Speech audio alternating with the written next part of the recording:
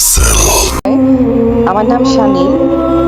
আজকে আমি আমার জীবনের একটা ছোট্ট রহস্যময় ঘটনা শেয়ার করব।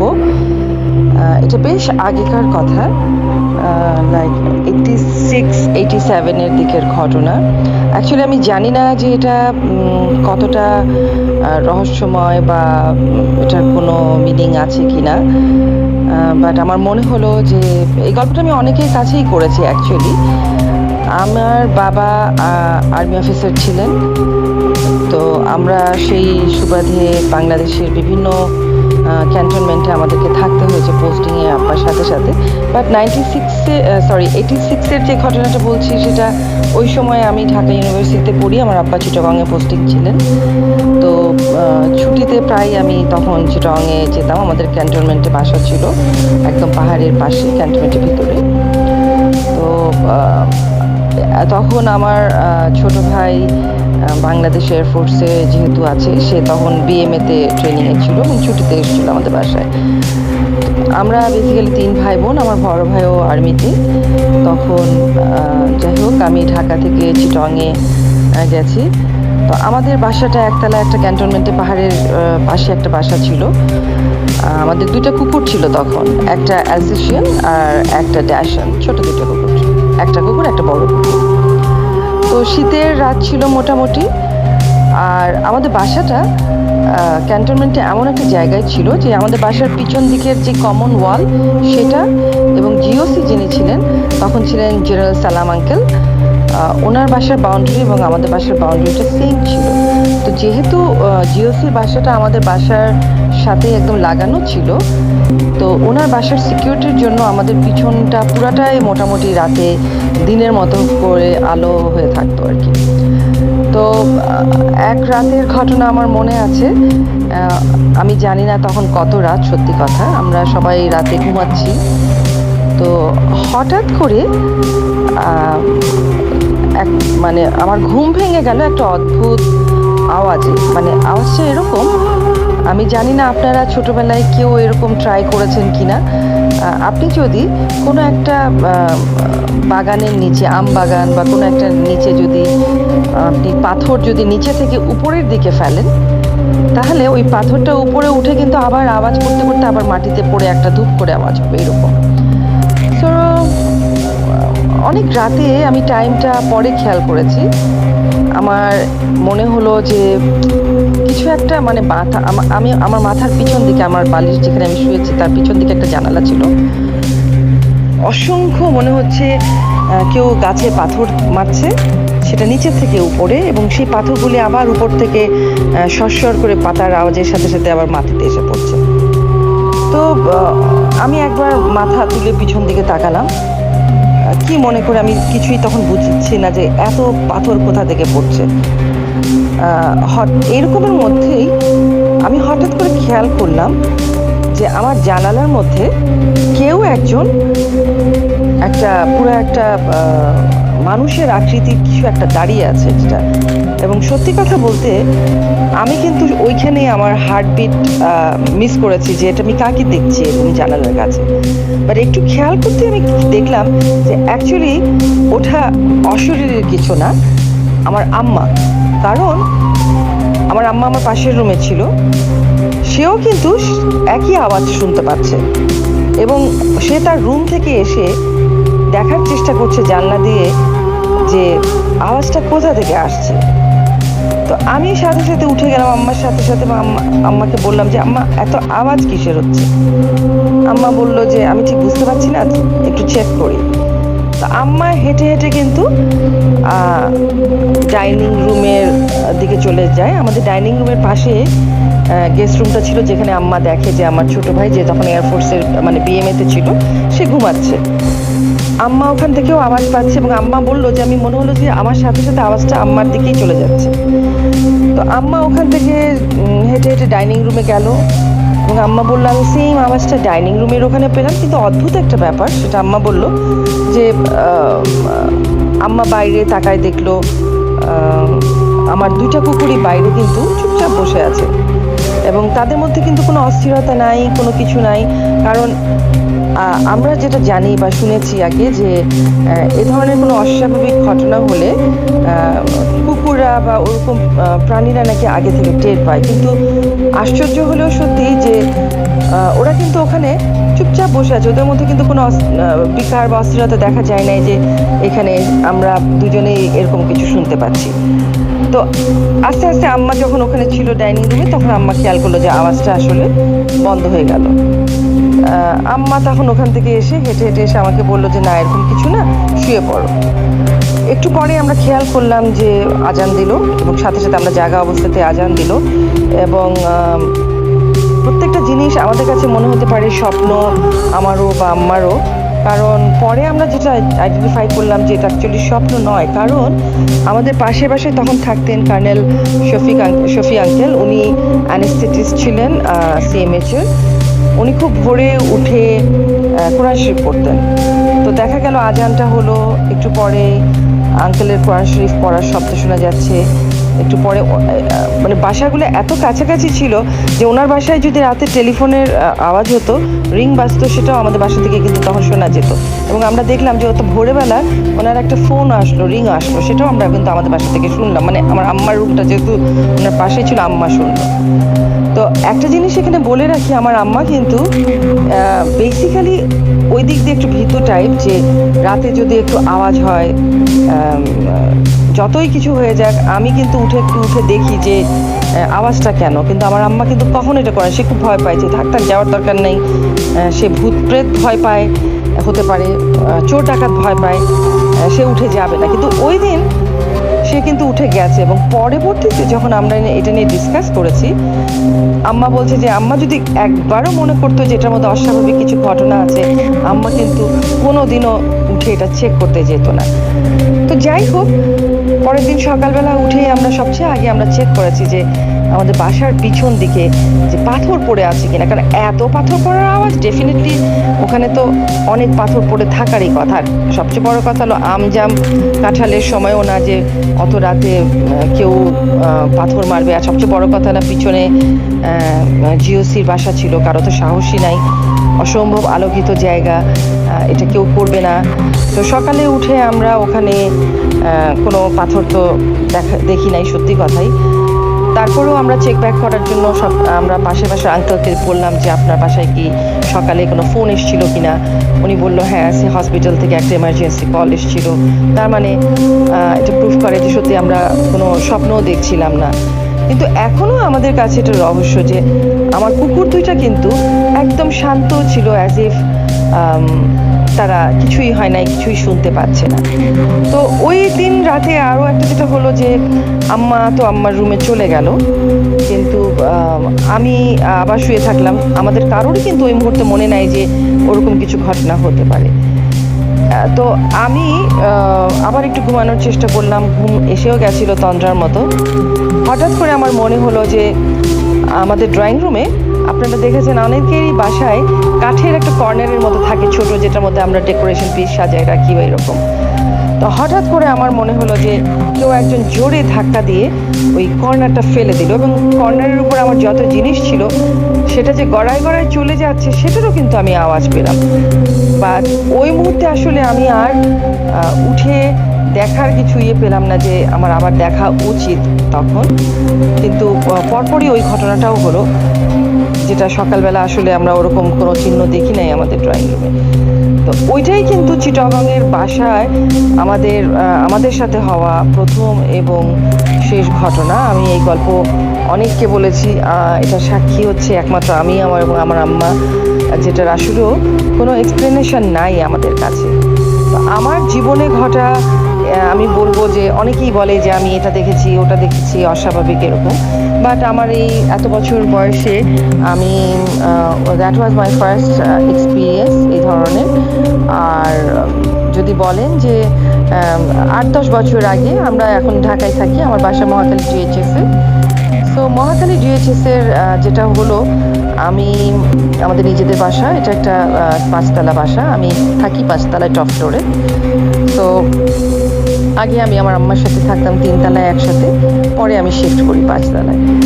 এই বাসায় আসার পরে যেটা হলো আমার সাথে, বলবো এরকম না, এটা এমন কোনো উল্লেখযোগ্য বোধহয় ঘটনা হতেও পারে, নাও পারে। সেটা হলো যে প্রায় রাতে অল্টারনেট ডে বা অল্টারনেট নাইট এরকম যেটা হতো, আমি আমার ঘরটা, আমার ঘর 5 তলায়, বেডরুমে আমি এসি চলে, জানলা টানলা সবসময় বন্ধ থাকতো। একটা পার্টিকুলার টাইমে আমার ঘুম ভেঙে যেত, তীব্র একটা বাজে গন্ধ আমার ঘরে। মানে তখন আমার যে কুকুর আছে, তখন আমার একটা জার্মান স্পিটস কুকুর, ওটা আমার রুমে আমার সাথেই থাকতো। তো প্রথম দিন যেটা আমি আইডেন্টিফাই করলাম যে আমার ঘরটা তীব্র একটা গন্ধে ভরে যাচ্ছে, তো আমি উঠে গেলাম। আমার মনে হলো যে নিশ্চয়ই আমার কুকুরটা ঘরে কোথাও পি করেছে, ডেফিনেটলি আমার বিছানায় অথবা কার্পেটে অথবা আমার পর্দায়। তো আমি উঠে আমার বেডরুম তন্ন তন্ন করে খুঁজছি, পর্দা কোনোখানে কিন্তু সেই স্মেলটা নাই। কিন্তু আমার ঘর একটা তীব্র একটা বাজে গন্ধ। তো প্রথম দিন যেটা হলো যে আমি কিন্তু ধরেই নিয়েছিলাম যে ডেফিনেটলি আমার কুকুর কোথাও পেশাব করে রেখেছে এবং ওটারই গন্ধ। তো সকাল হয়ে গেল, আমার যেটা মনে হচ্ছে যে গন্ধটা যদি হয়েই থাকে তাহলে সকালেও আমি গন্ধটা পাবো, বাট সকালে আমি সেই গন্ধটার কোনোখানে খুঁজে পেলাম না, আমার বিছানায় না, পর্দায় না, কোনোখানে না। সো আমি এটাকে ইগনোর করলাম যে কি জানি, আমি জানি না। বাট এই জিনিসটা হতে থাকলো। কিছুদিন পরই আমার এই প্রচণ্ড একটা গন্ধ, এবং এমন কোনো দিন হয় নাই যে আমার ঘুম ভেঙে যায় নাই। গন্ধটা এতই তীব্র এবং ইয়ে ছিল, এবং সেটা স্টে করতো লাইক 15 মিনিটস 20 মিনিটস। এবং আমি পরের দিকে খেয়াল করলাম যে প্রতিবারই আমার ঘরটা যখন এরকম বাজে একটা স্মেল হতো, এবং যখন এটা আস্তে আস্তে লাইট হতো গন্ধটা, এবং তারপর ফজরের আজানটা দিত।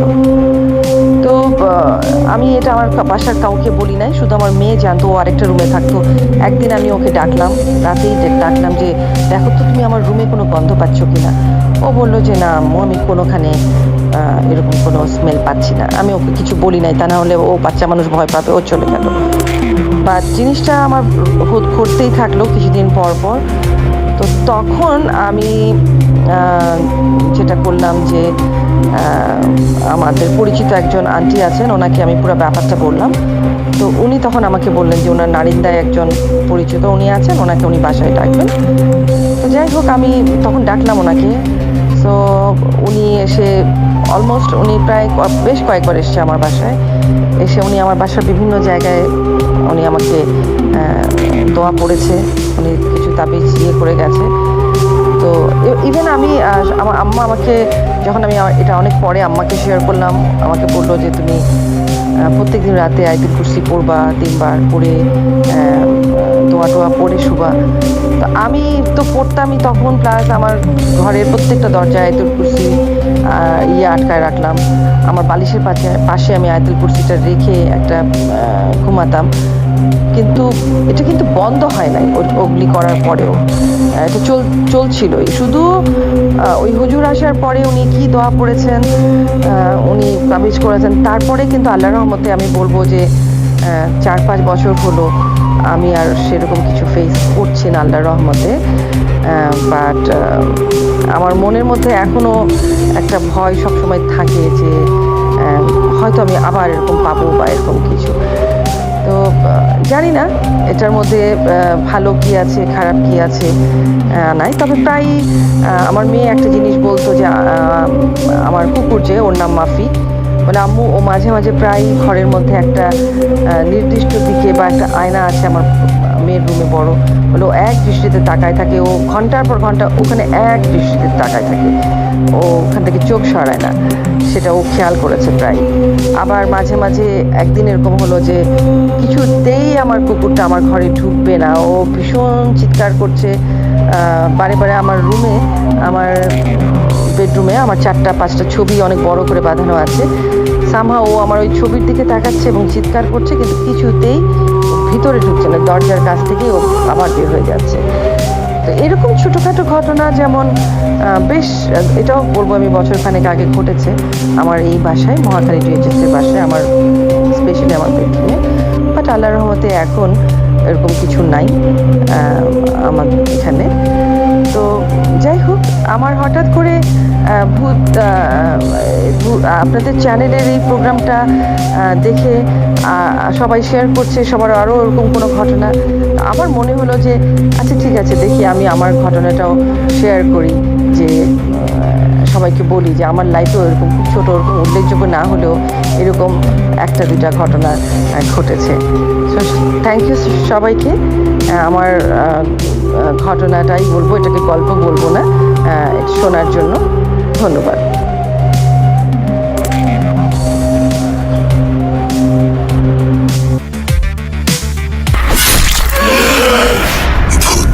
Voot.com with Russell. Breathe. Hold your fear.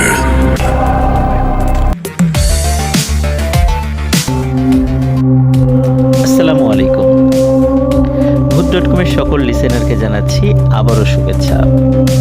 Eid special স্টোরিতে সকলকে আবারও অভিনন্দন ও স্বাগত জানাচ্ছি। প্রিয় লিসেনার্স, এই মুহূর্তে যেই স্টোরিটি আমি শেয়ার করতে যাচ্ছি এটি আমাকে দিয়েছেন আবিদ নামে আমাদের একজন লিসেনার। চমৎকার একটি স্টোরি আমাদেরকে দিয়েছেন। এই স্টোরিটি মূলত তার দাদার সঙ্গে ঘটে যাওয়া একটি ঘটনা।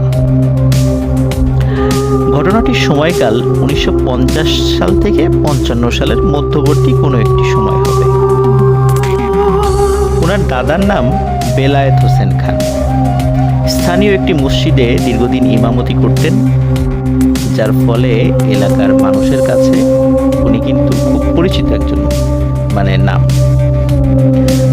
উনি বিয়ের পরে শ্বশুর বাড়িতে একবার শ্বশুরের অসুস্থতার খবর শুনে দেখতে যান, এবং ওই দেখতে যাওয়ার সময় এবং ফিরে আসার সময় ভয়ানক কিছু ঘটনা ঘটে।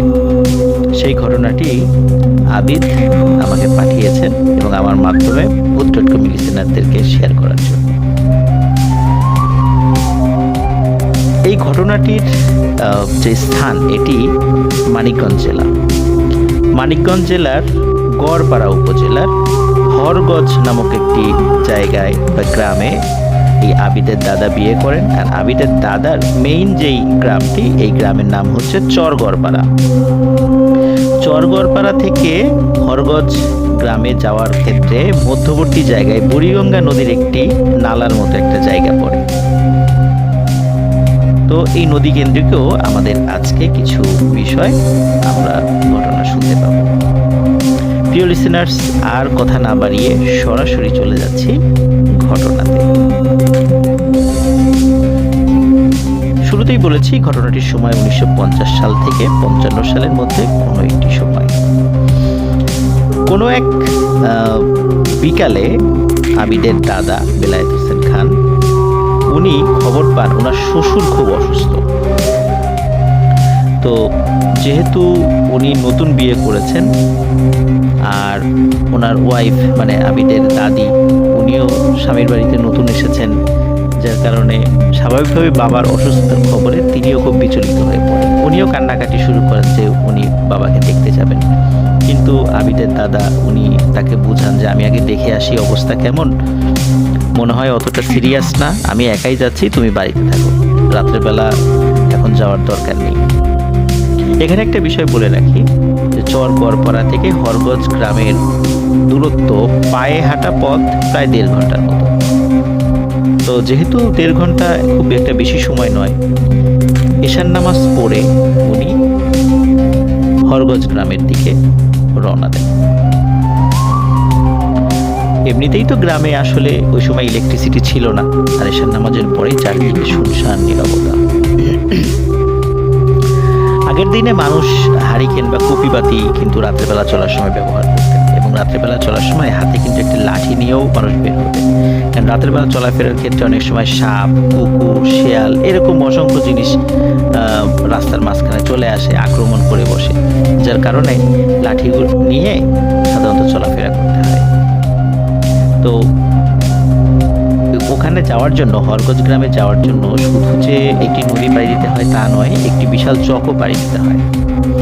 আর এমন একটা সময় উনি বের হয়েছেন যে এই রাত্রে মানে নদীটা পার হওয়ার জন্য যে কোনো নৌকা যে পাবেন এটা একটা ভাগ্যের ব্যাপার ছিল, কারণ এই সময় আসলে নৌকা পাওয়ার কথা নয়।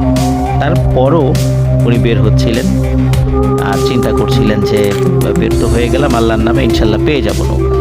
চিন্তা করে উনি দোয়া পড়তে পড়তে এগোতে থাকেন। যেতে যেতে প্রায় মাইল খানেকের রাস্তা পার করে ফেলেন। চাঁদের আলোয় বেশ স্পষ্টই দেখা যাচ্ছিল রাস্তা, আর হাতে তো হারিকেন ছিলই। হাঁটতে হাঁটতে আবিদের দাদা নদীর পাড়ে এসে পড়েন। এসে কিন্তু যা দেখেন তাতে কিন্তু ওনার মাথায় আকাশ ভেঙে পড়ার মতো অবস্থা। তিনি দেখেন নদীর ঘাটে একটি নৌকাও নেই, এই পাশেও নেই ও পাশেও নেই। কিছুক্ষণ অপেক্ষা করার পর আবিদের দাদা চিন্তা করেন যে এখন আর যাওয়ার কোনো উপায় নেই, বাড়িতে ফিরে যাই। যখন বাড়িতে ফেরার জন্য উল্টো পথ ধরেছেন, মানে আবার চরগড়পাড়ার দিকে রওনা দিয়েছেন, হঠাৎ ওনার পেছনে পানিতে কলকল কলকল শব্দ মানে উনি শুনতে পান। মনে হচ্ছে কিছু একটা জিনিস এসে নদীর ঘাটে থামলো। উনি পিছনে তাকিয়ে দেখেন যে ঘাটে একটি নৌকা বাঁধা। উনি দেখে খুবই অবাক হয়ে যান। মাত্র উনি এখানে তাকিয়েছেন, খুব ভালো করে দেখেছেন, এপাশ ওপাশে কোনো নৌকা ছিল না। হঠাৎ নৌকা কোথা থেকে এলো? তো উনি চিন্তা করেছিলেন হয়তো বা রাতের বেলা উনি দেখতে ভুল করেছিলেন। এই চিন্তা করে উনি ভাবলেন যে তাহলে নৌকা যেহেতু পেয়েছি, নৌকায় উঠে পড়ি। নৌকার কাছে গিয়ে দেখেন নৌকাতে কোনো মাঝি নেই। তো উনি চিন্তা করলেন যে হয়তো বা মাঝি নৌকা এখানে রেখে বাড়িতে চলে গেছে, যেহেতু বইটা টইটা সবই আছে। তো আর এই গ্রামের যারা মাঝির কাজ করেন তাদের সবাইকে উনি মানে চিনতেন বা জানতেন। তো তখন আর অনুমতি নেওয়ার উনি প্রয়োজন মনে করেননি, যার কারণে উনি চিন্তা করলেন যে এটার অনুমতি কিনিও যেহেতু নাই, আর খুব ইমার্জেন্সি যেহেতু আমি আসছি, আমি নৌকাটা নিয়ে যাই। তো উনি নৌকাটি নিয়ে পার হওয়া শুরু করেন। খুব বেশি দূরত্বর মানে পথ না, খুবই সামান্য একটি পথ। কিন্তু যখনই উনি নৌকা নিয়ে মানে নিজে নিজে চালিয়ে নদীটা পার হচ্ছিলেন, কিছু দূর যাবার পরে বুঝতে পারেন যে কি ব্যাপার, নৌকাটি কেমন যেন ভারী ভারী লাগছে কেন।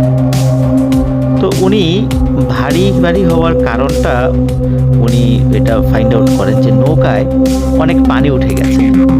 উনি চিন্তা করেন এতটুকু সময়ের মধ্যে নৌকায় এতখানি পানি উঠে গেল। তো যাই হোক, উনি আসলে চিন্তা করেন যে হয়তো বা নৌকায় একটু বা ফাটল থাকতে পারে, একটু ফোঁটা বড় থাকতে পারে, যার কারণে হয়তো পানি দ্রুত উঠে গেছে।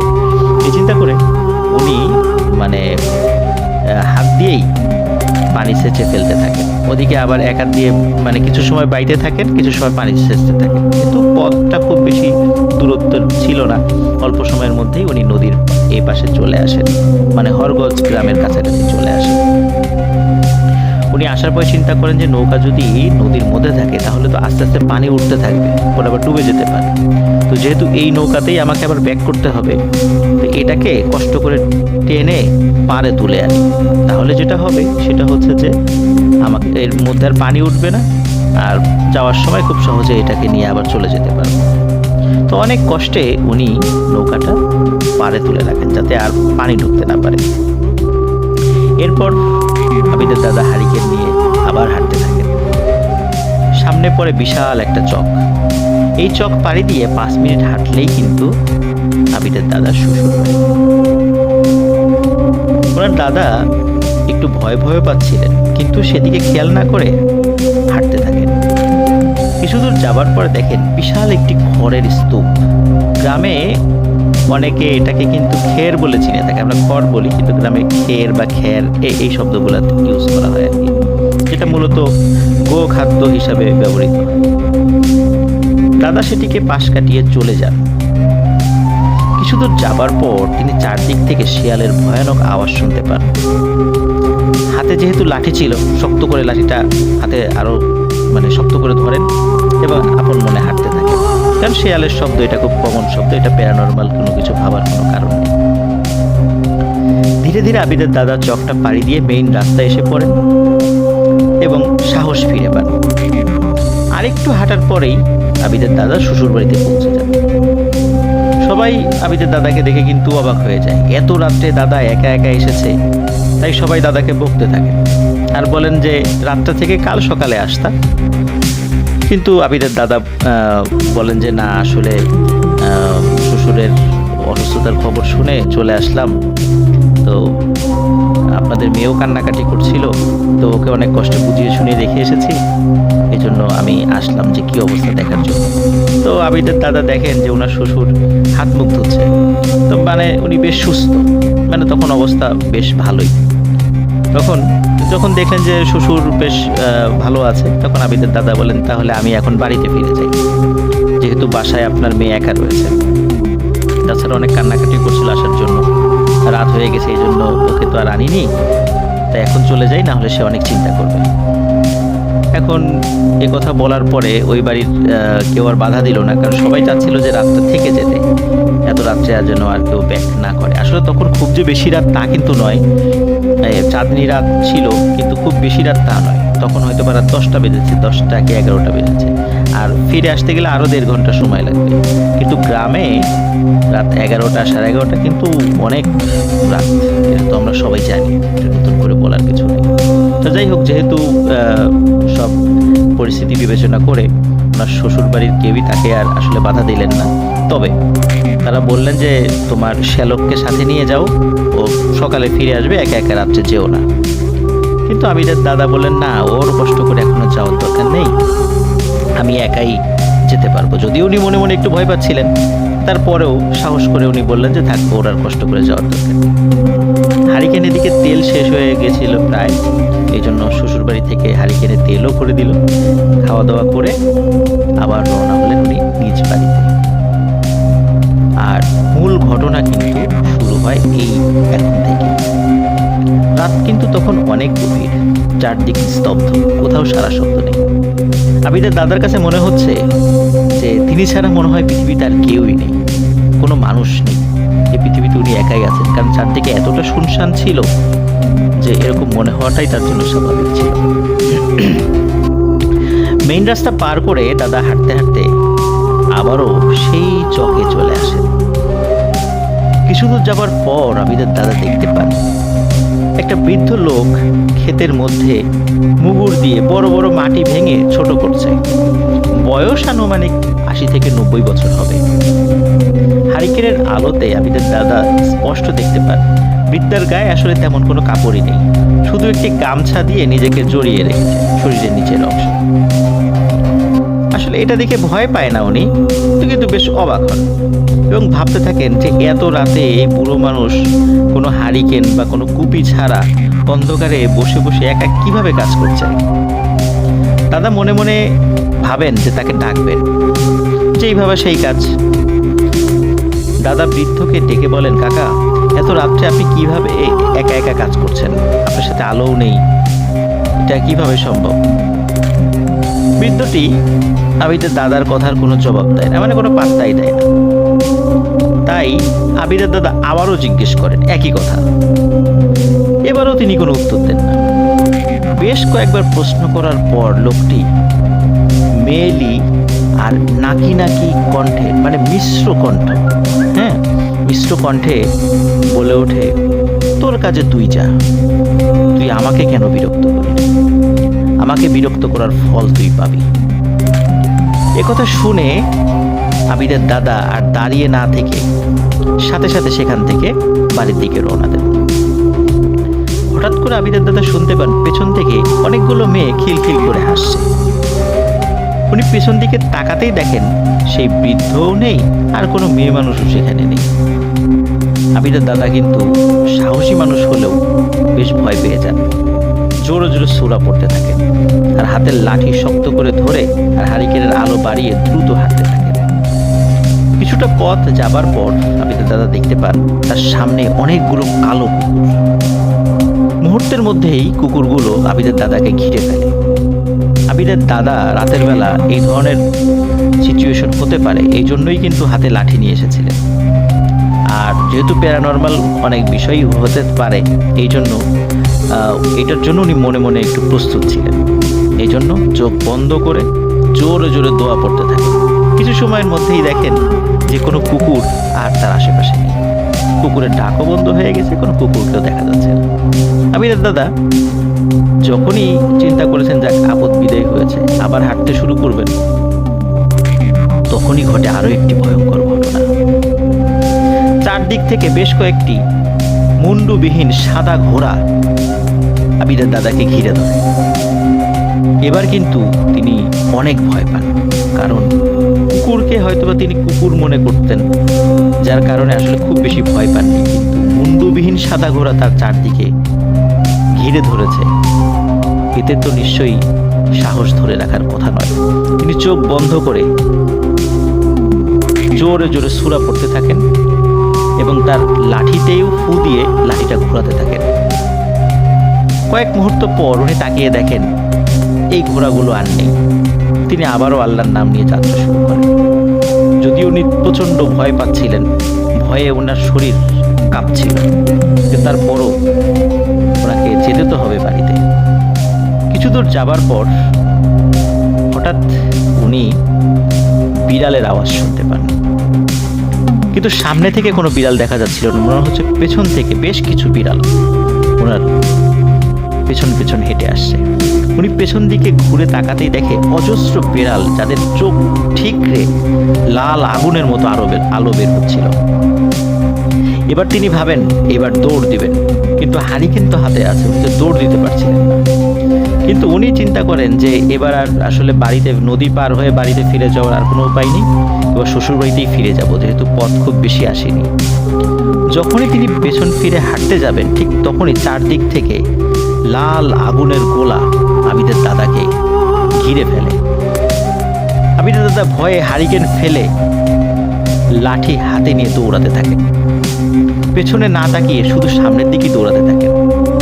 হঠাৎ সেই খড়ের গাদার সাথে তিনি ধাক্কা খান, কিন্তু তিনি খেয়াল করলেন যে আসার সময় যে খড়ের গাদা তিনি দেখেছিলেন, এখন না সেই খড়ের গাদাটা অমনটা নেই। মনে হচ্ছে অনেকগুলো খড় সেখান থেকে কেউ নিয়ে গেছে। উনি চিন্তা করেন যে এত তাড়াতাড়ি এত খড় কে নিয়ে গেল। যাই হোক, উনি ওদিকে আর মন না দিয়ে আবারও দৌড়াতে শুরু করেন। একটা সময় তিনি সেই নদীর পাড়ে পৌঁছান। তিনি কিন্তু শ্বশুরবাড়ির দিকে দৌড়ান নেই, তিনি নদীর দিকে দৌড়িয়েছিলেন। কিন্তু তিনি এসে যা দেখেন তা দেখার জন্য তিনি মোটেও প্রস্তুত ছিলেন না। তিনি দেখতে পান যে নৌকাটি উনি টেনে উপর দিকে রেখে গিয়েছিলেন, সেই নৌকাটাই মাঝ নদীতে। আর নৌকার মধ্যে স্পষ্ট দেখা যাচ্ছে অনেকগুলো অবয়ব গান বাজনা করছে আর নাচানাচি করছে। দাদা কিছু না বুঝে জোরে জোরে তাদের ডাকতে থাকেন এবং সাহায্য চাইতে থাকেন, কিন্তু কেউ আবিদের দাদার কথায় কান দিচ্ছিল না। দাদা ভয়ে কুঁকড়ে যাচ্ছিলেন, শরীর ঠান্ডা হয়ে বরফ হয়ে যাচ্ছিল। হঠাৎ তিনি দেখতে পান সেই নৌকার মধ্যে থেকে 4টি মেয়ে পানির উপর দিয়ে হেঁটে আবিদের দাদার দিকে আসছে। মেয়েগুলোর দু হাতে একটি করে কুপি বাতি। আবিদের দাদা স্পষ্ট বুঝতে পারেন মেয়েগুলোর পরনে সাদা কাপড় আর মাথায় কি যেন জলজল করছে। এটা দেখার পর তিনি আর নিজেকে ধরে রাখতে পারেন না, তিনি সেখানেই অজ্ঞান হয়ে পড়ে যান। ওনার যখন হুঁশ ফেরে তখন উনি চারদিকে তাকিয়ে দেখেন শুধু অন্ধকার আর অন্ধকার। তবে জ্যোৎস্না রাতের যতটুকু আলো দেখা যায় তাতে তিনি প্রথমে বুঝতে পারছিলেন না যে তার সাথে কি ঘটেছে এবং তিনি কোথায় আছেন, কিন্তু আস্তে আস্তে ওনার সব মনে পড়তে থাকে। আবিদের দাদা নিজেকে আবিষ্কার করেন একটি কবরস্থানের একটি কবরের উপরে। রাতের অন্ধকারেও বেশ বোঝা যাচ্ছে চারপাশে অনেকগুলো কবর। তিনি কিছু ভেবে উঠতে পারছিলেন না। একটু পর তিনি বুঝতে পারেন যে এটা তো সেই কবরস্থান যেটা আমার বাড়ি থেকে 1-1.5 মাইল পেছন দিকে। কিন্তু উনি কবরের উপরে এত রাত্রে শুয়ে আছেন, অজ্ঞান হয়েছিলেন। উনি প্রচন্ড ভয় পেয়ে যান এবং স্বাভাবিকভাবেই ভয় পাওয়ারই কথা, কিন্তু ওনার শরীরে প্রচন্ড ব্যথা অনুভূত হচ্ছে। তারপরে উনি আস্তে আস্তে উঠে চারদিকে দেখতে থাকেন এবং আবার হাঁটতে থাকেন কবরস্থান থেকে বের হয়ে, কারণ কবরস্থানটা তার পরিচিত ছিল। কিছুদূর যেতেই হঠাৎ উনি ফিল করেন যে ওনার নাম ধরে কে যেন ওনাকে ডাকছে। উনি পেছন দিকে তাকিয়ে দেখেন তাদের গ্রামেরই একটি ছেলের নাম রুহুল আমিন। তাকে দেখে আবিদের দাদা ভেতরের জন্য প্রাণ ফিরে পায়। আবিদের দাদার এই অবস্থা দেখে রুহুল আমিন সবকিছু জানতে চায়, কিভাবে কি মানে আপনি এখানে কিভাবে আসলেন, কি হয়েছিল। আবিদের দাদা হাঁটতে হাঁটতে সব কথা বলতে থাকে এবং যেহেতু ওনার সমস্ত শরীর ব্যথা হয়ে গিয়েছিল, তিনি এক হাত দিয়ে রুহুল আমিনের হাত চেপে ধরে রেখেছিলেন। গল্প করতে করতে যখন বাড়ির কাছাকাছি চলে এসেছেন বা কিছুটা দূরে আছেন, হঠাৎ উনি ফিল করেন যে এই রুহুল আমিনের হাতটা বরফের মতো ঠান্ডা হয়ে যাচ্ছে। এরপরেও তিনি কিন্তু রুহুল আমিনকে কিছু জিজ্ঞেস করেন না, হাঁটতে থাকেন। কিছুটা পথ আগানোর সাথে সাথে হঠাৎ করে উনি কোনো কিছুর সাথে হোঁচট খেয়ে মাটিতে পড়ে যান। মাটিতে পড়ার সাথে সাথে উনি খেয়াল করেন যে রুহুল তো আসলে মাটির উপর দিয়ে হেঁটে যাচ্ছে না, সে তো শূন্যে ভেসে ভেসে চলে যাচ্ছে। এটা দেখে তিনি আবারও ভয় পান এবং এতটাই ভয় পান যে তিনি আবারও জ্ঞান হারিয়ে ফেলেন। জ্ঞান ফিরে নিজেকে আবিষ্কার করেন সেই নদীর পাড়ে, সেই নৌকার মধ্যে, যেই নৌকাটি যেটা দিয়ে তিনি পার হয়েছিলেন। কিন্তু উনি বারবার ভুলে যাচ্ছিলেন যে কি হচ্ছে ওনার সাথে, কেনই বা উনি একবার কবরস্থানে নিজেকে আবিষ্কার করলেন, পরবর্তীতে আবার সেন্সলেস হয়ে গেলেন, আবার এখন নৌকার উপরে নিজেকে আবিষ্কার করলেন, কি হচ্ছে ওনার সাথে। তবে আস্তে আস্তে ওনার সব কথাই মনে পড়ছিল। যেহেতু নৌকার উপরে, উনি নৌকাটা ধীরে ধীরে বাইতে শুরু করেন। এখানে একটা বিষয় বলে রাখা ভালো যে উনি যে কবরস্থানে নিজেকে আবিষ্কার করেছিলেন, সেই কবরটা কিন্তু নদীর ওই পাশে কবরস্থানটা। উনি কিন্তু নৌকা মানে নদী পার হননি, কিন্তু তারপরও নিজেকে ওই কবরস্থানে আবিষ্কার করেছিলেন। পরে আবার যখন সেন্সলেস হয়ে যান, দেখেন উনি আবার নদীর এই পাশে, মানে হরগজ গ্রামের এইদিকে। যাই হোক, তিনি নৌকা ধীরে ধীরে বাইরে শুরু করেন। এবার আর কোনো সমস্যা হয় না। নদীর ওই পাশে যখন পৌঁছে যান, তখন উনি ফিল করেন যে পেছন থেকে, মানে নদীর ওই পাশ থেকে, হরগজ গ্রামের দিক থেকে কে যেন তাকে ডাকছে। তাকিয়ে দেখেন সেই লোকটা, যেই লোকটা ওই যে ছোট্ট একটা গামছার মতো পরে একটু মুগুর দিয়ে বড় বড় মাটির ঢেলাগুলো ছোট করছিল। তো তখন তিনি বলেন যে তোকে আমি দেখে নেব। যখন এই কথাটা বলে, তখন আবিদের দাদা তো তখন নদীর ওই পাশে পৌঁছে গেছে। তখন যেহেতু বাড়ির কাছাকাছি চলে গেছেন, উনি সজোরে দৌড়াতে থাকেন। এক দৌড়ে উনি বাড়ির উঠানে গিয়ে জোরে এক চিৎকার দিয়ে জ্ঞান হারিয়ে ফেলেন। পরে বাসার সবাই এসে তাকে সেবা শুশ্রূষা করে সুস্থ করে। পরের দিন এক হুজুরকে দিয়ে ঝাড়ফুঁক করানো হয়, পানি পড়া খাওয়ানো হয়। অল্প কয়েকদিনের মধ্যেই উনি স্বাভাবিক হয়ে যান, মানে তেমন কোনো সমস্যা ওনার আর হয় না। তবে ঘটনা কিন্তু এখানে শেষ নয় প্রিয় লিসেনার্স। আবিদের দাদা প্রতি রাত্রে স্বপ্ন দেখতে থাকেন যে তিনি একটি কবরের উপর শুয়ে আছেন, আর চারপাশে অনেকগুলো কবর, এবং ভয়ানক একটি কালো সাপ তাকে আক্রমণ করার জন্য এগিয়ে আসছে। আবিদের দাদা ঘুমের মধ্যেই ভয়ে চিৎকার করে উঠতেন।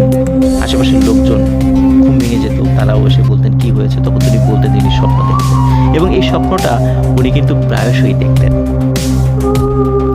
পরে আবিদের দাদাকে একজন বড় কামেল হুজুরের কাছে নিয়ে যাওয়া হয়। তিনি বলেন যে ঠিক আছে, তোমার বিষয়টা তো শুনলাম, আমি আমার কাছে থাকা জিনদেরকে দিয়ে আমি সমস্যার সমাধানের চেষ্টা করব এবং কি হয়েছে সেটা আমি জানার চেষ্টা করব। তুমি কয়েকদিন পরে আসো। কয়েকদিন পরে আবিদের দাদা এবং তার বাড়ির কয়েকজন লোকজন মিলে সেই হুজুরের বাড়িতে যান, এবং সেই হুজুর আবিদের দাদাকে বলেন যে তুমি কি ওই রাত্রে কোনো একজন মানুষকে বিরক্ত করেছিল, একজন কোনো প্রশ্নের উত্তর দিচ্ছিল না, তুমি বারবার তাকে প্রশ্ন করে ডিস্টার্ব করতেছিলাম, এমন কোনো ঘটনা ঘটেছে? তখন আবিদের দাদা বলে হ্যাঁ, এরকম একজন মানুষকে আমি দেখেছি। আসলে কৌতূহলী হয়ে আমি প্রশ্ন করেছিলাম, রাতের অন্ধকারে এত এরকম একটা মুরব্বী মানুষ কাজ করছে, এই জন্য কৌতূহলী হয়ে আমি তাকে বারবার প্রশ্ন করছিলাম। তখন সেই হুজুর বলেন যে তুমি এই কাজটি ভালো করোনি। তুমি যখন দেখতে পাচ্ছিলা যে সে কোনো প্রশ্নের উত্তর দিচ্ছে না, তোমার উচিত ছিল সেখান থেকে চলে যাওয়া। কারণ হচ্ছে তুমি যাকে বারবার প্রশ্ন করে ডিস্টার্ব করেছো, সে খুবই ভয়ানক একটি জিন, আর সে মায়াবিদ্যায় পারদর্শী, যার কারণে অসংখ্য মায়াবিদ্যার শৃঙ্খলে তোমাকে আবদ্ধ করে ফেলেছিল। সেই রাত্রে সে কালো জাদু করার জন্য মাটিতে কিছু তাবিজ পুঁতে দিচ্ছিল। কিন্তু তুমি তাকে বিরক্ত করায় সে তোমার উপর খুব রাগান্বিত হয়, তাই তোমার সাথে সে এত কিছু ঘটেছে বা করেছে তোমার সাথে। আর সেই কবর যেটার উপর তুমি পড়েছিলে আর বারবার স্বপ্নে দেখতে যে কবরটা, এই কবরের কিছু মাটি ওই খারাপ জিনটি নিয়ে এসেছিল এবং অন্য মাটির সাথে মিশ্রণ করে সে জাদু করছিল। এরপর সেই হুজুর আবিদের দাদাকে কিছু আমল দেন, 5 ওয়াক্ত নামাজ পড়া, কোরআন পড়া এগুলো শুরু করতে বলেন। এরপর থেকে আবিদের দাদার আর কোনো সমস্যা হয়নি। আবিদের দাদা পরে জানতে পারেন এইটা সেই লোকেরই কবর যার খেতে বসে সেই খারাপ জিনটা কালো জাদু করছিল। প্রিয় লিসেনার্স, আবিদের দাদা 2019 সালের 21 জানুয়ারি উনি মারা গিয়েছেন। খুব রিনাউন্ড একজন পার্সন, যেহেতু উনি ইমামতি করতেন বেলায়েত হোসেন খান, চরগড়পাড়া গ্রামের। তো আবিদের দাদা মারা গেলেও আবিদের দাদি এখনো জীবিত আছেন। তিনিও এই ঘটনাটি খুব সুন্দর করে বলতে পারেন। অনেকেই তার কাছে এই গল্পটি শোনেন, তার নাতি নাতনিদের কাছে, পরিচিত অনেকের কাছে তিনি এই ঘটনাটি বর্ণনা করেন। তো আবিদ যেহেতু তার নাতি, তো সেভাবেই তিনি তার কাছ থেকে শুনে ঘটনাটি আমাকে শেয়ার করেছেন। আশা করি প্রিয় লিসেনার্স আপনাদের ঘটনাটি ভালো লেগেছে। সবাই ভালো থাকবেন, সুস্থ থাকবেন। আসসালামু আলাইকুম।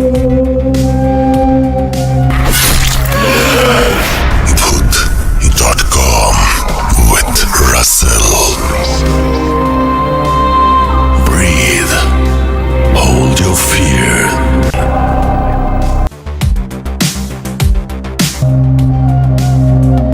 সবার প্রতি শুভেচ্ছা রইল।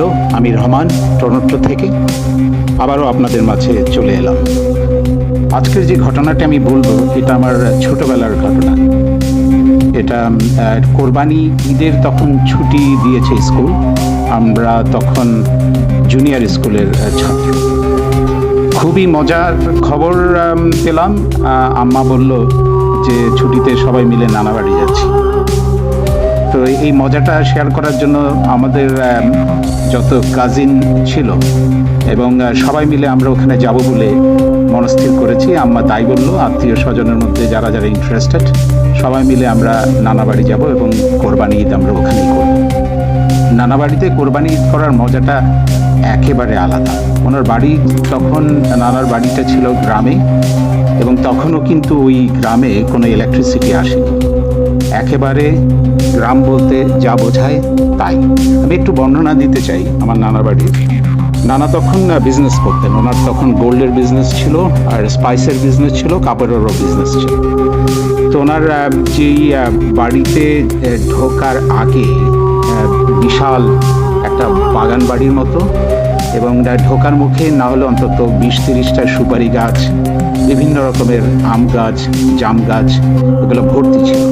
মাঝখান দিয়ে পায়ে হাঁটা পথ, ওটা দিয়ে প্রথমে যেই বাড়িটা চোখে পড়বে নানার বাড়ির, সেটা হচ্ছে কাছারি ঘর।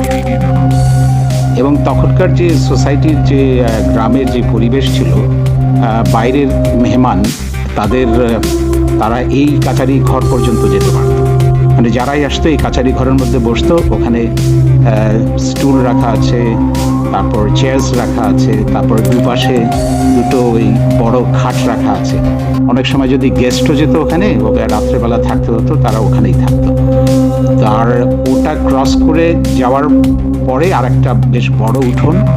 উঠোনের এক পাশে আমার মনে আছে চাপা ফুলের গাছ, তারপর একটা টিউবওয়েলটা অনেক ডিপ টিউবওয়েল। ওটার পানি যে কি মজা ছিল খেতে, মানে বিশ্বাসই করা যায় না। অসম্ভব মজা, ঠান্ডা পানি, একেবারে এক গ্লাস পানি খেলে মনটা ভরে যেত।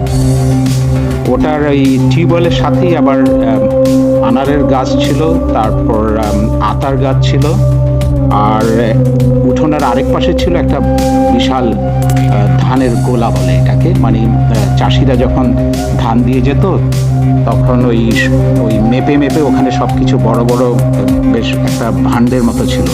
ওটা একটা গ্রামের একটা হিসাব ছিল। সেই হিসাব অনুযায়ী সেই ধানগুলো ওখানে ভরে ভরে রাখতো। এক একটা চাষিকে হয়তো বর্গা দিত। নানার অনেক জমি ছিল, ধানি জমি। তো চাষিরা এসে দিয়ে যেত হিসাব করে, ওখানে ভেতরে রেখে ওটা তালা মেরে দিত। বেশ বড় ধানের গোলা। তার ওই গোলার পেছনেই ছিল একটা গড়ের মতো, গড় মানে হচ্ছে ওখানে পানি জমে থাকতো আর কিছু বাঁশ গাছের বেশ একটা ঝাড়। এই উঠোনের মাঝখানে ছিল একটা বড় আমড়া গাছ। আমরা মাঝে মধ্যে একেবারে পাকা টসটসে আমরা ওখান থেকে পেড়ে আমরা খেতাম আমরা যখন নানা বাড়ি যেতাম। তারপরে ছিল মেইন বাড়িটা, এটা দোতলা, সিলিংটা ছিল, প্রথম তলা সিলিংটা ছিল কাঠের, বেশ ভারী কাঠের। এবং এই কাঠগুলোকে আমি পরে জেনেছি ওগুলো পুকুরে নাকি অনেকদিন ভিজিয়ে রাখতো, যখন একেবারে শক্ত হতো ওনারাই জানতো আসলে কখন ওই পানি থেকে এই কাঠগুলো তুলে নিয়ে আবার ওই সিলিংয়ের মধ্যে দিয়ে আরেকটা তলা ওখানে বাড়ির মধ্যে ওনারা করবেন। এটা ওনাদের তখনকারই একটা টেকনিক ছিল। ওই কাঠে কখনো পোকা লাগতো না। তার উপরে ছিল টকটকে লাল পেইন্ট করা টিনের একেবারে সুন্দর, একেবারে ছাদের মতো একটু অ্যাঙ্গেল করা। এটা কাঠমান্ডুতে অনেক বাড়ির ছাদে এটা দেখা যায়, খুবই কমন। আমি জানি না এই ডিজাইনটা ওনারা তখন কীভাবে পেয়েছিল। সেই বিশাল বাড়ি, প্রায় 12-14টা ওখানে রুম ছিল। তারপরে এক পাশে ছিল কিচেন, কিচেনের সাথে ছিল একটা, তখনকার দিনে টয়লেট কিন্তু কেউ গ্রামের বাড়িতে কখনো ঘরের ভেতরে কোনো টয়লেটের কোনো ব্যবস্থা রাখতো না, এটা অলক্ষণে মনে করতেন। এটা একটু দূরে ওনারা টয়লেটটা বানাতো। একটা কিচেন ছিল, কিচেনের পাশ দিয়ে আরও ছোটোখাটো অনেক ফুলের গাছ টাছ। তারপরে একটা টয়লেট ছিল স্পেশালি মহিলাদের জন্য, আর রাতের বেলা যদি কারো কখনো প্রয়োজন হয় ওটা ইউজ করতো। আর তাছাড়া মেইন টয়লেট যেটা, সেটা হচ্ছে পেছনে আবার অনেকগুলো বাগান, অনেক গাছ, আর নানার একটা বিশাল একটা পুকুর ছিল, দিঘি বলা যায়। ওই পুকুরের চারিদিকে না হলে অন্তত 50টা ডাব গাছ, নারকেল গাছ ছিল। ওটারও এক পাশে ছিল বাঁশঝাড় আর বিশাল বিশাল গাছ। একটা বড় গাছের নিচে আমরা সামারে যদি কখনো যেতাম, আম একেবারে গাছের থেকে পেড়ে ওই বড় গাছের, ওটাকে আমরা আমাদের লোকাল ভাষায় বলতাম শিশু গাছ। নাম শিশু কিন্তু বিশাল গাছ। ওটার পাশে আবার বট গাছও ছিল। আমরা ওই দিঘির পাড়ে ওই মাদুর নিয়ে যেতাম, বসে ওখানে সবাই মিলে মজা করে করে আমরা আম ছিলে ছিলে খেতাম। এই ছিল নানা বাড়ির এই মোটামুটি আমি আপনাদেরকে হয়তো একটা দৃশ্য দেখাতে পেরেছি। তো আমরা সবাই সে অনুযায়ী যখন ঈদের ছুটি হয়ে গেল আমরা চলে গেলাম নানা বাড়িতে। সে কি মজা, কাজিনরা মিলে হইচই, যা বলে একেবারে বাড়ি মাথায় তোলার মতো অবস্থা। একবার আমরা খেতে বসতাম প্রায় 30-35 জন মিলে। তো সবাই খাবার সিস্টেমটাও ছিল গ্রামে তখন ডিফারেন্ট। ওই নিচে মাদুর অথবা পাটি বিছিয়ে দিত, মাঝখানে দস্তরখানা দিত। দস্তরখানা মানে হচ্ছে একটা ডিজাইনেবল, খুব সুন্দর করে এটা খালা মামিরা এরা বসে বসে একটা ডিজাইন করে বানাতো। এটা সেন্টারে থাকতো, ওর মধ্যে হয়তো কাঁচামরিচ, লবণ, লেবু কেটে কিংবা বোন প্লেটের মতো জিনিস ওখানের মধ্যে পানির জগটক দিয়ে ওখানে রাখতো। এভাবে বসে আমরা খেতাম। আর একটা ডিসিপ্লিন ছিল, খেতে বসলে কেউ জোরে কেউ কথা বলতো না, চুপচাপ ফিসফাস করে আমরা কথা বলতাম। কারো কিছু লাগলে পাশের জনকে বলতাম, সে আবার নিয়ে আসতো। এই যে ম্যানার্সগুলো তখন আমরা ছোটোবেলায় শিখেছি অটোমেটিকলি মুরব্বীদের কাছ থেকে। আমার সত্যি অবাক লাগে যে তখনকার দিনে যে একটা ডিসিপ্লিন আমি দেখেছি, এটা এখনো পর্যন্ত আমি প্রাউড ফিল করি আসলে। তা আমরা হইচই করছিলাম, বিভিন্ন প্রোগ্রাম আমাদের চলছিল, নানান রকমের খেলাধুলা, ছিবুরি, দাঁড়িয়াবান্ধা, সব যা কিছু আছে আমরা খেলতাম। রাত্রেবেলা ক্যারাম বোর্ড খেলতাম কাছারি ঘরের মধ্যে সবাই মিলে, একেবারে 25-30 জনের ফুল গ্রুপ আমরা ওখানে মিলে খেলতাম। তো একদিন প্ল্যান হলো যে নানা বললো যে সবাই যখন এসছে আমরা দিঘির মধ্যে কিছু মাছ ধরবো। তো ওই মাছ যখন ধরতো ওটার একটা সিজন ছিল, নানা আসলে জানতেন যে কখন মাছগুলো ধরতে হবে। একটা পার্টিকুলার সাইজের চাইতে ছোট হলে ওই মাছকে আবার ধরে আবার ছেড়ে দিত জাল দিয়ে। আবার দিঘির ভিতরে অনেকগুলো গাছের ডাল কেটে কেটে ওখানে ফেলে দেওয়া হতো। নানার যারা অনেক হেল্পার ছিল ওরা ওগুলো করতো। কেন ফেলে দিত? কারণ রাতের বেলা যাতে কেউ এসে জাল দিয়ে মাছ ধরতে না পারে, কারণ এই ডালগুলোর মধ্যে জালটা বেঁধে যাবে, কেউ টানার চেষ্টা করলে জাল ছিঁড়ে ওই জাল ওখানেই পড়ে থাকবে। এই ছিল ন্যাচারালি আসলে ওনাদের বুদ্ধি খাটিয়ে এই টেকনিকগুলো। কোনো সিকিউরিটি গার্ড টার্ডের কোনো কিছুই প্রয়োজন ছিল আর তেমন কোনো ওই গ্রামের এই ক্রাইম বলতে যা বোঝায় আসলে তেমন কিছুই ছিল না। তারপরে অ্যাজ এ সেফটি কিন্তু আমার মনে আছে যে এসব করতো। তো নানা করলো কি, এই সমস্ত ওনার হেল্পারদেরকে বললো সকাল সকাল এসে সমস্ত কিছু, ওরা জানে আসলে কোথায় কোথায় ওরা গাছের ওই বড় বড় ডালগুলো দিয়েছে পানির মধ্যে, ওগুলো ক্লিন করার পর মামারা মিলে সবাই মিলে আমরা মাছ ধরবো এবং একেবারে তাজা মাছ আর কি আমরা ওখান থেকে ধরে নিয়ে এসে এদিকে খালা নানিরা যারা আছেন ওখানে মামি সবাই মিলে মশলাপাতি একেবারে সব কিছুই ন্যাচারাল এগুলো সমস্ত রেডি করার জন্য সব ব্যস্ত হয়ে গেল অদ্ভুত একটা মানে মজার একটা প্রোগ্রাম উৎসব অবস্থা পরদিন সকালবেলা সবাই উঠে যা মতো কাজ আমরা গেলাম পুকুরের মধ্যে আমার ছোট মামার সাথে আমি লেগেছিলাম মামা আমাকে একটা বড় একটা ঝাঁকির মতো দিয়েছিল বলে যে আমি যতগুলো মাছ ধরবো তুই এখানে রাখ সবাই যার যার হিসাব অনুযায়ী তারা দিঘির চারিদিক থেকে মাছ ধরছে আমিও ঝাঁকি নিয়ে বসে থাকলাম মামা 2-4টা করে মাছ ধরছে আর আমাকে দিচ্ছে আমি রাখছি আমি মাছেরগুলোর দিকে তাকাচ্ছি ওগুলোর দিকে আবার সবার সাথে ওই ঝাঁকির মধ্যে আবার খেলাধুলাও করছি অনেক মাছ আবার লাফ দিয়ে বেরিয়ে যাচ্ছে ওগুলোকে ধরে আবার আমি ঝাঁকির মধ্যে রাখছি আমি তাকিয়ে রয়েছি আবার খেলাধুলা করছি মাছ নিয়ে হঠাৎ করে আমি নাকের মধ্যে দিঘির পাড়ে বসা গাছের নিচে নাকের মধ্যে একটা বিচ্ছিরি একটা গন্ধ পেলাম বললাম এই গন্ধ আসছে কোথেকে পাশে তাকিয়ে দেখি একটা লোক লুঙ্গি পরা খালি গায়ে উস্কো খুস্কো চুল তার কেমন এলোমেলো তার দৃষ্টিভঙ্গি সেদিকে আমার পাশে এসে দাঁড়ানো আমার দিকে তাকিয়ে আছে আর মাছের দিকে তাকিয়ে আছে তো আমি তো অবাক লাগলো আমি লোকটাকে বললাম এই আপনি গোসল টোসল করেন না যান না পুকুরে গিয়ে গোসল করে আসেন আমার দিকে লোকটা তাকিয়ে বললো যে দে আমি বললাম কি দেবো দে একটা মাছ দে আমি ছোট ছিলাম কিন্তু আমার একটু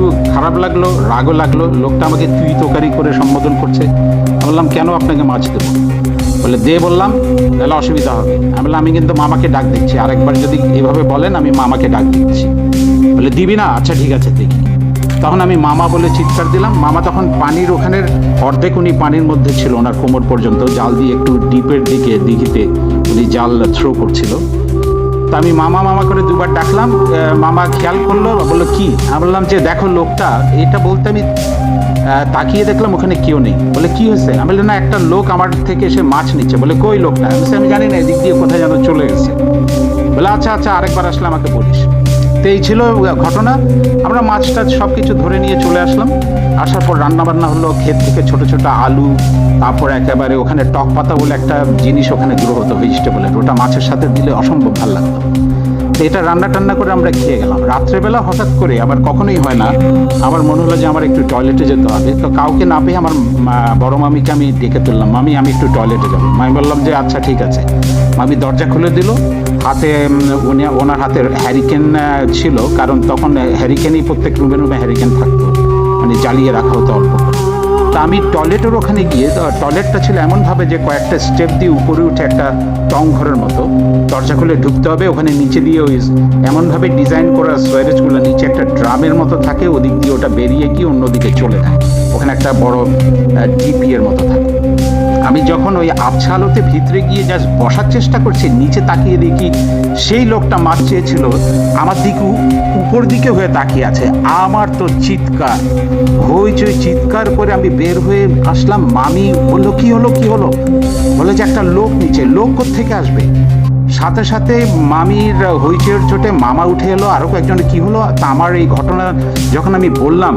সবাই আমাকে বলছে আচ্ছা আচ্ছা তুই হয়তো ভুল দেখেছিস আর সেই রাত্রে আমার প্রচণ্ড জ্বর আসলো পরদিন সকালবেলা নানা ডাক্তার নিয়ে আসলো ওষুধ দিল কিছুটা একটু ভালো লেগেছে ওষুধ খেয়ে কিন্তু কিছুতেই কিছু জ্বর ছাড়ছিল না পরে নানার একটা পরিচিত ছিল ওটাকে বৌদ্ধ বলতো বৌদ্ধ মানে হচ্ছে এরা ঝাড়ফুঁকো করে আবার অনেক ওষুধও দেয় সেদিন রাত্রেবেলা আসার পর ওই বৌদ্ধকে ডেকে আনলো বৌদ্ধ আমাকে সামনে বসিয়ে আমার হাতে একটা কালো পাথর দিল কিছু তেল ছিল আমাকে বললো তুমি কি এখানে কিছু দেখতে পাও আমি বললাম না তেমন কিছু বলে ভালো দেখতে পাচ্ছি না ভালো করে দেখো আমি তাকিয়ে দেখলাম এক্স্যাক্টলি ওই টয়লেটের ওই টং ঘরের মতো আমি একটা ছোট্ট ঘরের মতো দেখছি বলে আচ্ছা বুঝতে পেরেছি তখন ওই বৌদ্ধ নানাকে বললো যে আপনার পুরো এলাকাটা বন্ধ করতে তো সেই রাতে একেবারে ওই রাতের ভিতরে বিভিন্ন দোয়া দরুদ পরে তাবিজ দিয়ে ওই বাড়ির এলাকার চারিদিকের নানার বাড়ি ওখানে বন্ধ করে রেখেছিল পরদিন অবশ্য আমি ভালো হয়ে গেছিলাম তো আজকের এই ঘটনাটা আমি একটু তাড়াহুড়ো করেই বললাম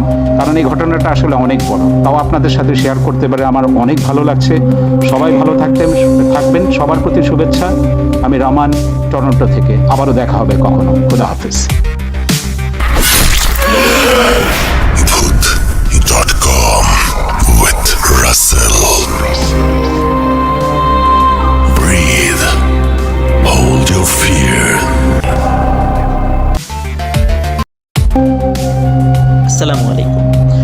ডটকমের সকল লিসেনারকে জানাচ্ছি পবিত্র ঈদ উল ফিতরের শুভেচ্ছা, ঈদ মোবারক।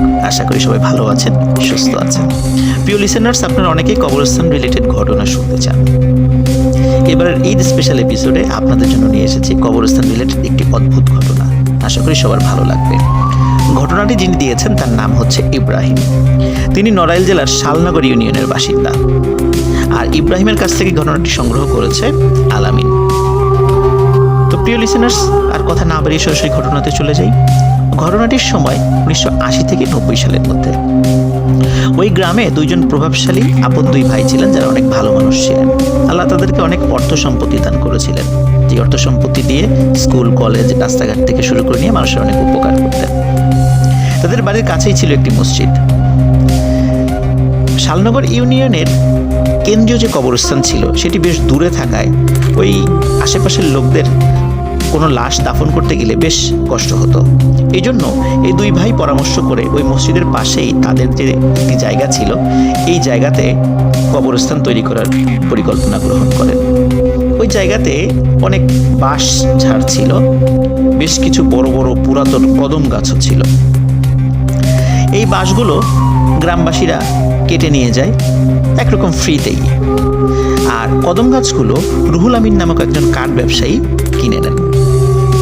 এই জায়গায় কবরস্থানের পরিকল্পনা করার পরপরই দুই ভাইয়ের আম্মা স্বপ্ন দেখে এই জায়গায় কেউ একজন বলছে যেন কবরস্থান না করা হয়।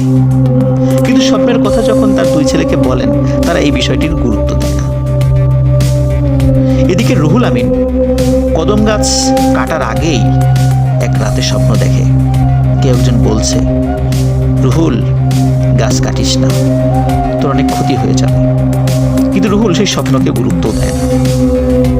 নিজেই গাছ কেটে অনেক পরিশ্রম করে নিজেই সেই গাছগুলো টুকরো টুকরো করে সোয়া মিলে নিয়ে যায়। কবরস্থান প্রস্তুত হয়। বাইরে কবরস্থান লেখা সাইনবোর্ডে ঝুলিয়ে দেওয়া হয়। কয়েকদিন পর কালু নামে এক ব্যক্তির লাশ জানাজা শেষে রাতে দাফন করা হয়। পরদিন ভোর থেকেই শুরু হয় ঘটনা।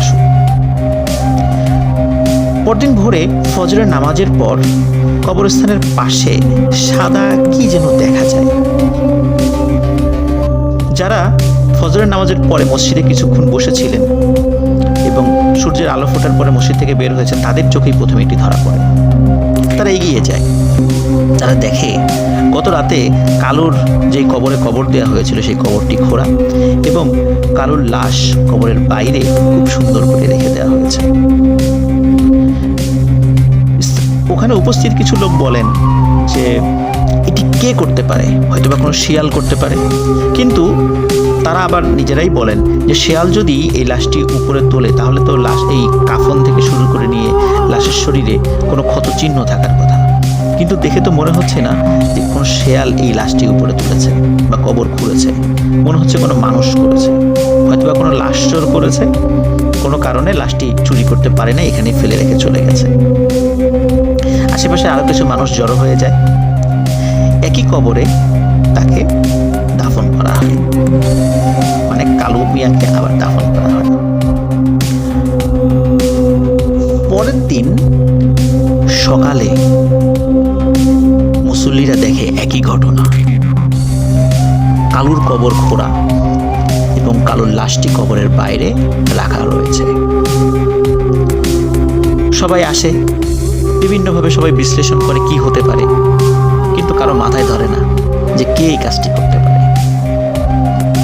লাশটি অক্ষত, লাশের শরীরে কোনো ক্ষত চিহ্ন নেই, কাফনের কাপড়ও ঠিক আছে, তাহলে কে এই কাজটি করতে পারে? যাই হোক, লাশটি আবার দাফন করা হয়।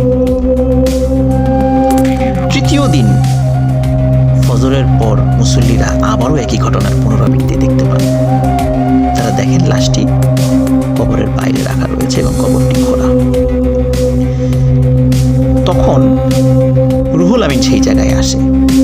আগে 2 দিন কিন্তু রুহুল আমিন আসেনি। তৃতীয় দিন রুহুল আমিন এসে সবাইকে বলে, যেহেতু বারবার এই কবরে একই ঘটনা ঘটছে, এই লাশটি অন্য কোথাও দাফন করতে। কিন্তু গ্রামবাসী রাজি হয় না। তারা বলে, কেন আমরা অন্য জায়গায় দাফন করতে যাব? আমরা এই সমস্যার সমাধানের চেষ্টা করব, লাশ কেন অন্য জায়গায় দাফন করব? লাশ আবারও একই কবরে দাফন করা হয়। কিন্তু অদ্ভুত ব্যাপার, চতুর্থ দিন আর কোনো ঘটনা ঘটেনি।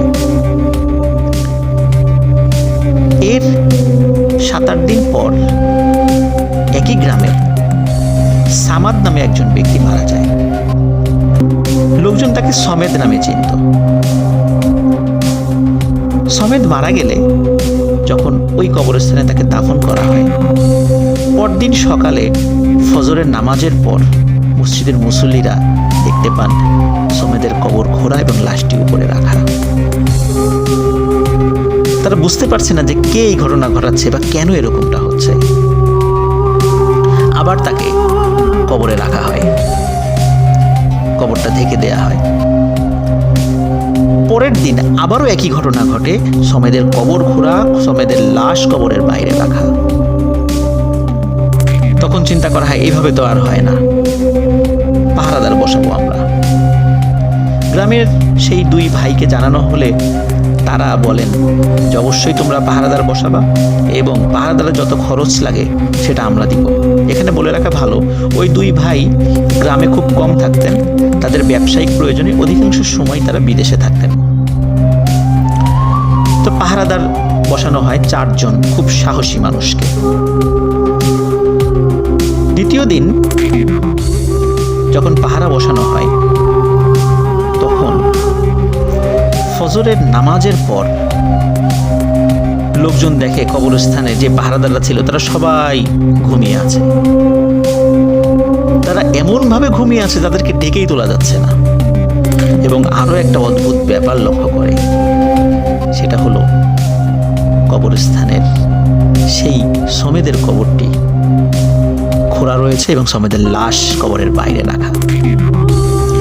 স্থানীয় লোকজন যখন ওই পাহারাদারকে জিজ্ঞেস করে তোমরা কি পাহারা দিলা যে এই ঘটনা ঘটলো, তখন তারা বলে যে গভীর রাত্রে হঠাৎ এমন এক সুঘ্রাণ তাদের নাকে আসে, এরপর তাদের আর কিছু মনে নেই, তারা ঘুমিয়ে পড়ে।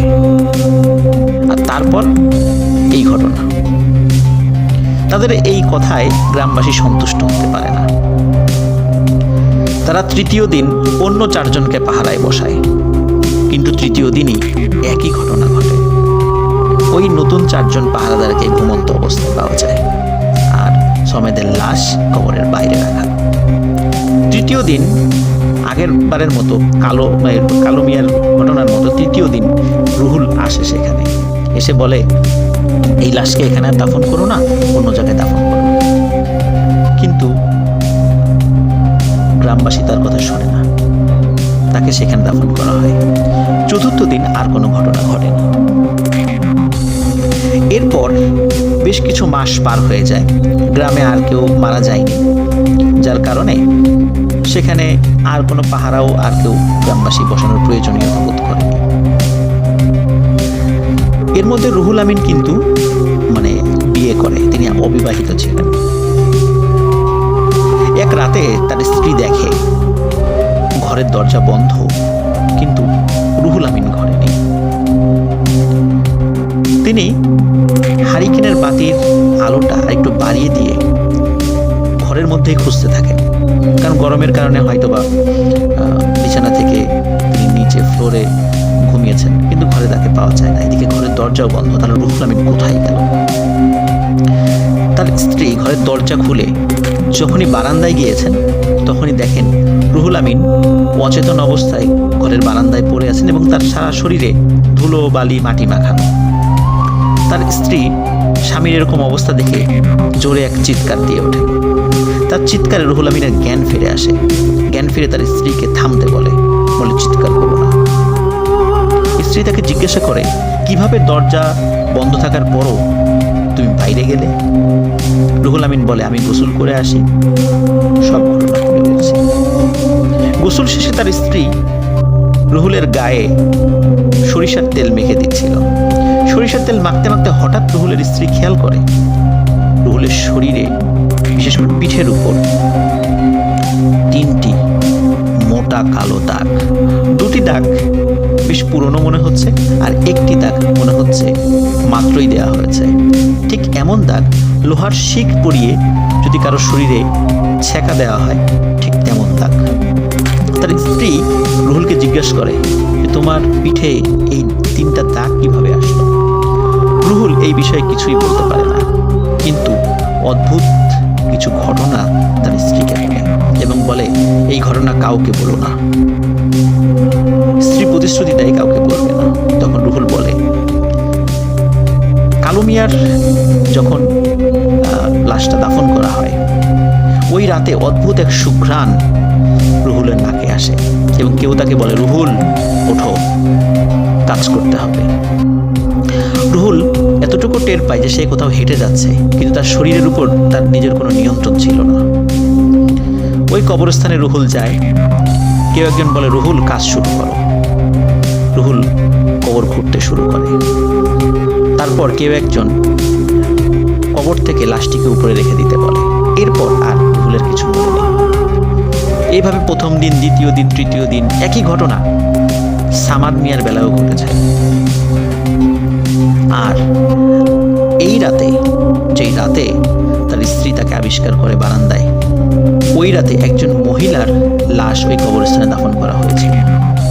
সেই রাতেও রুহুল সেই অদ্ভুত সুঘ্রাণটি পেয়েছিল এবং কিভাবে যে সে দরজার বন্ধ থাকার পরেও সে দরজার বাইরে গেছে এটা কেউ বলতে পারে না। তার স্ত্রী বলে যে এই বিষয়টি আসলে কাউকে না বলে তো থাকা যাবে না, কমপক্ষে এটা সমাধানের জন্য কাউকে না কাউকে তো বলতে হবে। রুহুলের স্ত্রী তার মা মানে রুহুলের শাশুড়িকে বিষয়টি খুলে বলেন। রুহুলের শাশুড়ির সাথে খুব ভালো একজন হুজুরের পরিচয় ছিল। রুহুলের স্ত্রী রুহুল এবং রুহুলের শাশুড়ি এই 3 জন সেই হুজুরের কাছে যান। হুজুর বিষয়টি অনুধাবন করে কিছুক্ষণ চুপ থেকে বলেন ওই কবরস্থানে খুবই শক্তিশালী একটি জিনের পরিবার বসবাস করে। তারা চায়নি এখানে কবরস্থান হোক। আর ওই কদম গাছটিতে তাদের বসবাস ছিল। ওই কদম গাছটি কাটার পরে তারা খুব ক্ষিপ্ত হয়ে যায়। রুহুলের উপর ক্ষিপ্ত হয়, যেহেতু রুহুল নিজেই ওই কদম গাছটি কেটেছে এবং নিজেই কাঁধে করে নিয়ে গেছে। এই কারণে রুহুলকে দিয়েই ওই লাশটি ওই জিনেরা ঘোরাচ্ছে, ওই কবরটি ঘোরাচ্ছে এবং লাশটিকে তার কাঁধে করে উপরে উঠিয়ে রাখছে। তবে তিনি বলেন যে এই জিনেরা খুবই শক্তিশালী, এদের শক্তির কাছে আমার শক্তি কিছুই না। তবে তিনি কিছু ঝাড়ফুঁক, একটু তেল পড়া এবং একটি তাবিজ রুহুলের হাতে বেঁধে দেন। বলে দেন এই তাবিজ যেদিন থাকবে না তখন আবার তাকে দিয়ে কাজ করানো হবে। প্রিয় লিসেনার্স, এর মধ্যে 1 থেকে 1.5 বছর পার হয়ে যায়। এর মধ্যে আরো কয়েকজনের দাফন সেই কবরস্থানে হলেও কোনো সমস্যা হয়নি। তাই কোনো পাহারাও ছিল না। লোকজনও অনেকটাই ভুলে যায় আগের বিষয়গুলো। এক রাতে স্থানীয় রঘুনাথপুর মাদ্রাসার মোহতামিম বা প্রধান শিক্ষক হাফেজ আব্দুল হাসান, স্থানীয়ভাবে তিনি সেলিম হুজুর নামে পরিচিত ছিলেন, তার লাশ দাফন করা হয়। তিনি খুবই বুজুর্গ ব্যক্তি ছিলেন। সেই রাতে রুহুল নিজেও কিন্তু সেলিম সাহেবের জানাজা পড়ে সেই কবরস্থানে তার লাশও দাফন করে বাড়িতে ফিরে আসে। গভীর রাতে হঠাৎ রুহুল ও তার স্ত্রী এক অপার্থিব সুঘ্রাণ পায়। রুহুল বলে আমার ডাক এসে গেছে। তার স্ত্রী খেয়াল করে তার হাতে সেই তাবিজটি নেই, কোথাও হয়তো বা পড়ে গেছে তাবিজটি।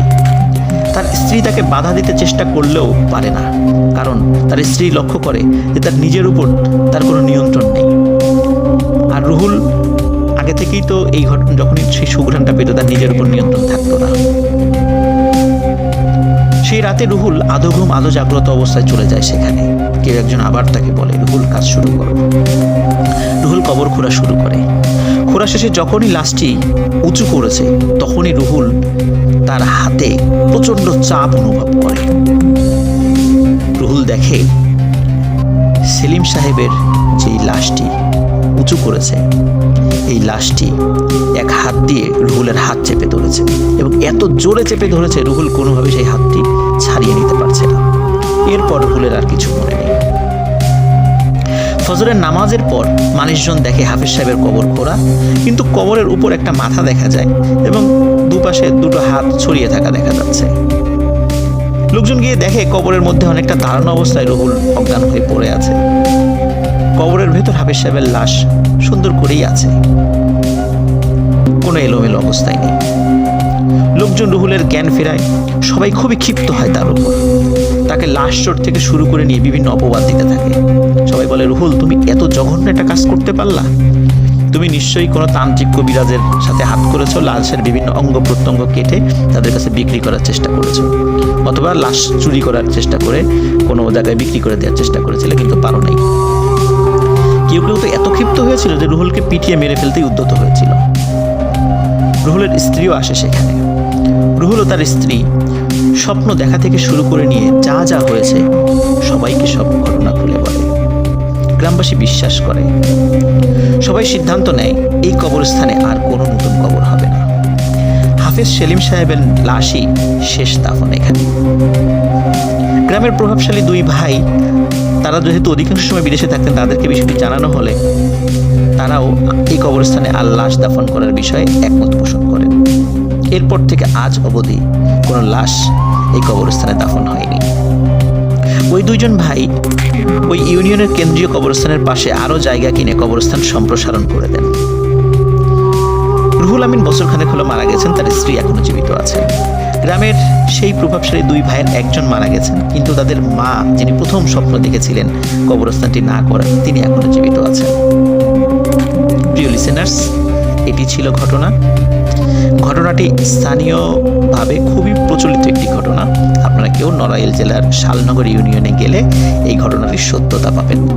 সবাই ভালো থাকবেন, সুস্থ থাকবেন। আসসালামু আলাইকুম।